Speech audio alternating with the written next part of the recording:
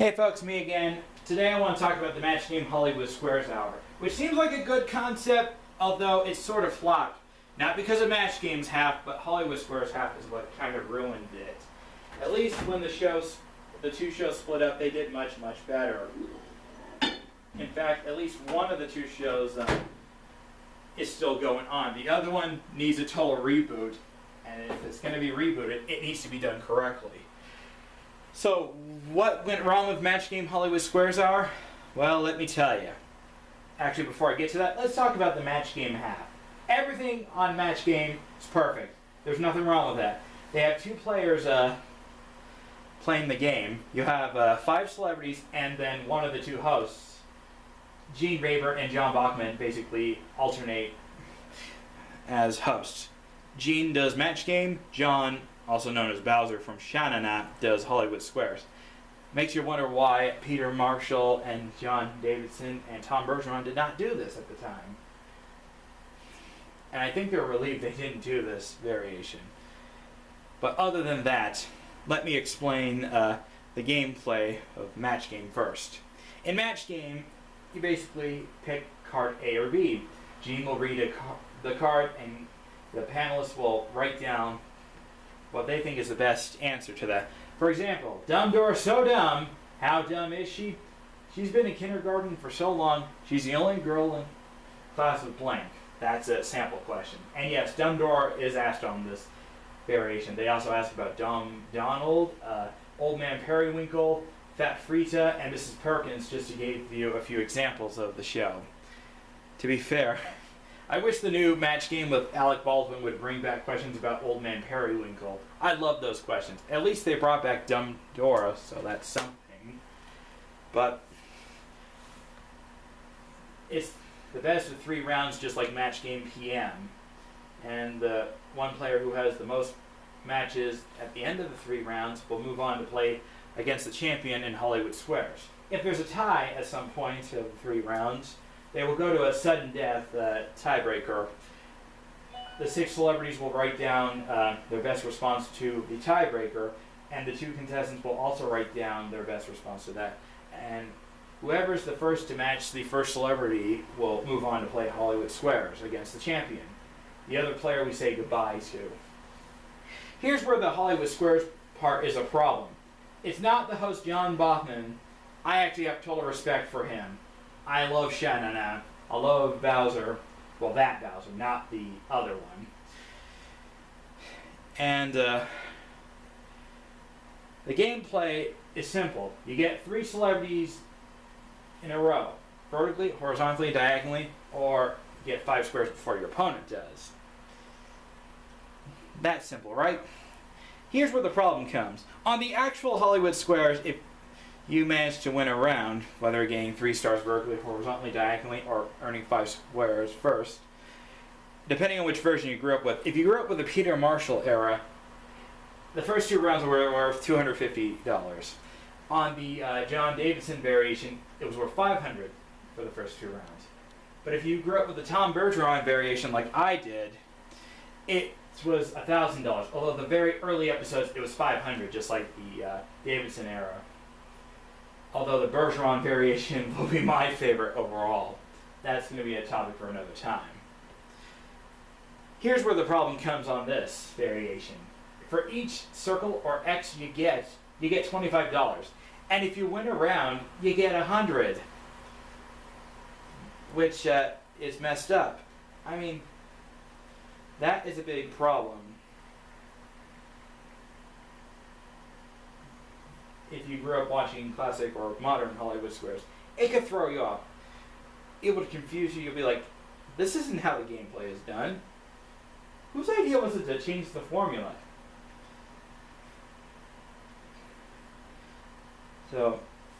But here's the most annoying thing. Normally, when they go for a block, if the contestant does not agree or disagree correctly, the host will say, I can't give you that one, you gotta earn it. But but on this variation, if they agree or disagree incorrectly, they just give them the square. I bet Peter Marshall, Tom Bergeron, and John Davidson face palmed when they saw that. And for each round one, they get $100, which the scoring system on this portion is messed up. Most of the questions they ask on this variation were true or false questions.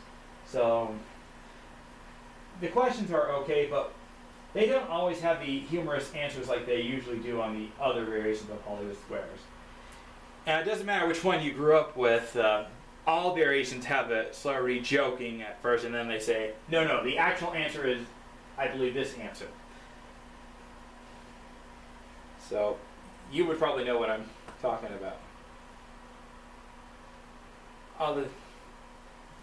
They also forgot about the secret square portion. Now, on the Peter Marshall era, rounds 1 and 2 had the secret square. But on the John Davidson and Tom Bergeron era, rounds 2 and 3 had the secret square game. How does the secret square game work? One of the 9 celebrities is randomly chosen as the secret square. If that contestant chooses that secret square, an alarm will go off. Well, depending on which variation. The Marshall era had trumpets and sirens. The Davidson era had a school bell and a fire alarm. And the Bergeron era has the more traditional sound effect, which is the one I recognize the most. But other than that, yeah. And it's usually a trip or a sweep of electronics or something like that. They don't have that in this variation.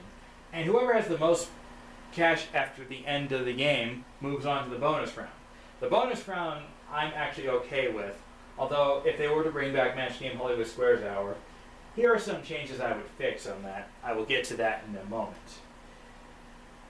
For the bonus round, they play super match, just like regular match game.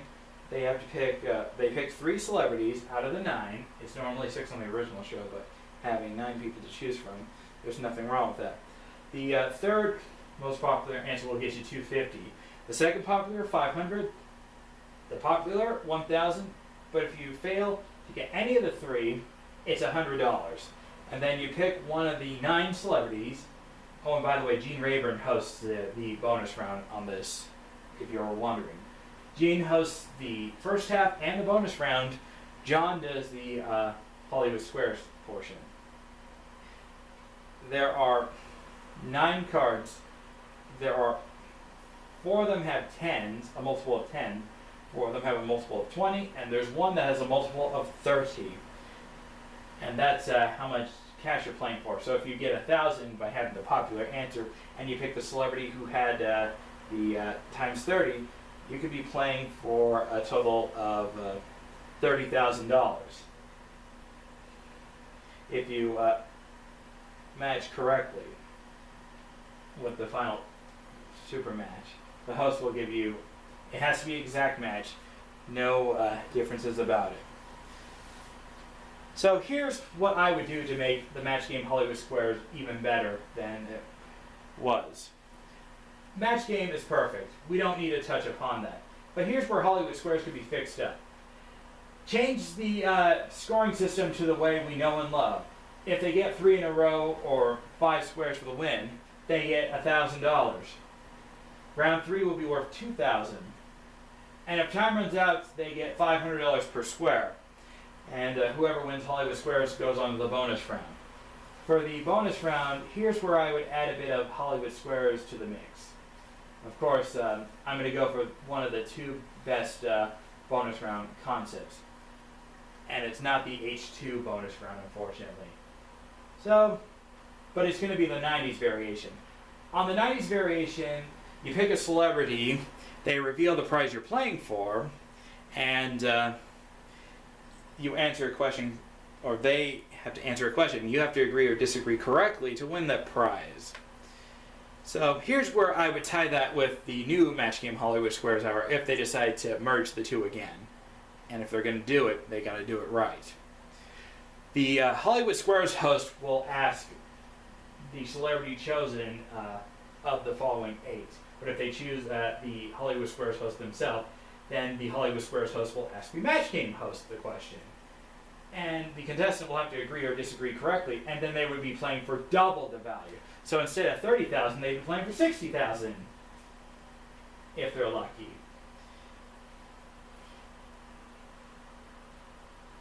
So in conclusion, Match Game Hollywood Squares Hour is a good concept, although it could have been better. So that's all I want to share with you for this video. What do you think of my idea for a modern Match Game Hollywood Squares Hour concept? Do you think the idea that came to my mind would be better if they went that route, or do you think it still would have flopped either way? If they brought back Match Game Hollywood Squares Hour, I think Alec Baldwin and Tom Bergeron would be a great team duo. It's impossible for Gene to host because he is obviously long gone. John Bachman is still around, but I think Tom Bergeron would feel more at home if he did the Hollywood Squares half. It depends on if he wants to do it or not. So that's my review on Match Game Hollywood Squares Hour. I apologize this was a long video, but I wanted to express to you how I felt about this mashup series. Oh, and the theme song is amazing, and Gene Wood is a great announcer. Although if they were going to have an announcer, they should use Shadow Stevens for the announcing for the Match Game Hollywood Squares Hour reboot. If Match Game is still going on with Alec Baldwin, I think Hollywood Squares should return, and I mean just Hollywood Squares Hour. No Tennessee Squares and no hip-hop squares. Although MTV2's variation of hip-hop squares was not that bad. But the VH1 variation stunk, in my opinion. So that's all I have to say here. Thanks for watching.